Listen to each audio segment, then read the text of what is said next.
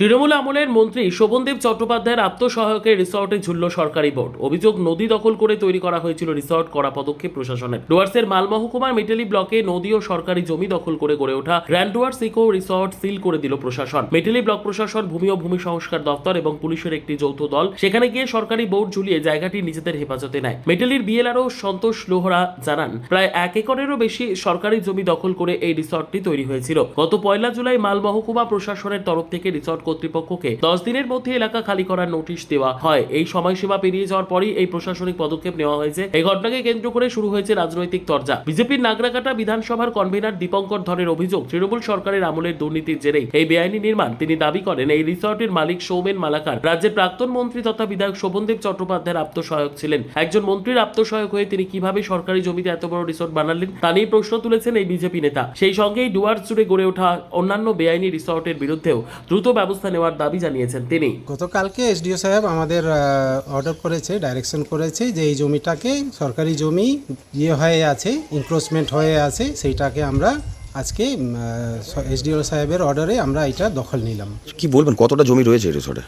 এখানে আছে 1 একর 47 শতক জমি আছে। মানে দুটো প্লট নিয়ে 1 একর 47 শতক জমি আছে। স্যার, এরকম তো বহু এরকম রিসর্ট রয়েছে যেগুলো সূত্রে জানা যাচ্ছে যে এইসব এই নদীর চর দখল করে বসে রয়েছে। কি বলবেন এই বিষয়ে? এটা তো আমাদের যেটা খবরে আছে সেইগুলো আমরা দেখছি। এর আগেও আমরা করলাম একটা, এরপরে এটা সেকেন্ড টাইম হচ্ছে। এসডিও সাহেব খুব মনোযোগ দিয়ে এটা কাজগুলো করছেন। এমনি জানা যাচ্ছে যে এই জমির উপরে লিজও অ্যাপ্লাই করা হয়েছে। এটা লিজ অ্যাপ্লাই করা আছে, কিন্তু এখনও আর হয়নি, কমপ্লিট হয়নি লিজের ইয়েটা। মালিক কোথাকার জানা গেছে? মালিক আছে, নাম জানা আছে, সৌমেন মালাকার বলে একজন আছে। না, বাড়িটা ওই সাউথেরই আছে, সাউথ বেঙ্গলেরই আছে। উনি কি বলেছেন, দপ্তরের সাথে যোগাযোগ করে কি বলেছেন? না, ওনার আমাদের সাথে কোনো সম্পর্ক করেনি ওনারা। এই রিসর্টটা দুর্নীতির মাধ্যমেই তৈরি হয়েছিল, কারণ শাসক দলের সোমদেব চট্টোপাধ্যায়ের পিএ নীল মালাকার যে খুলেছিল, কোনো রকম ডকুমেন্টস ছাড়াই খুলেছিল।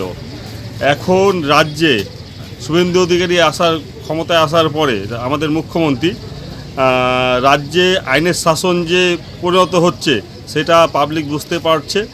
যদি কোনো ডকুমেন্টস না থাকে তবে এটা সরকারই নিয়ে নেবে। এবং আজকে শুনতে পারলাম আপনাদের মারফতেই এই জমিতে নাকি সরকারি বোর্ড লাগানো হয়েছে। কেউ যদি এখানে দুর্নীতি করে আদিবাসীর জমি আর যদি কোনো সরকারি জমির উপর রিসর্ট থাকে, যদি চোখে পড়ে সরকার সেইগুলো নেবেই, দুর্নীতির সঙ্গে কোনো আপোষ করবে না।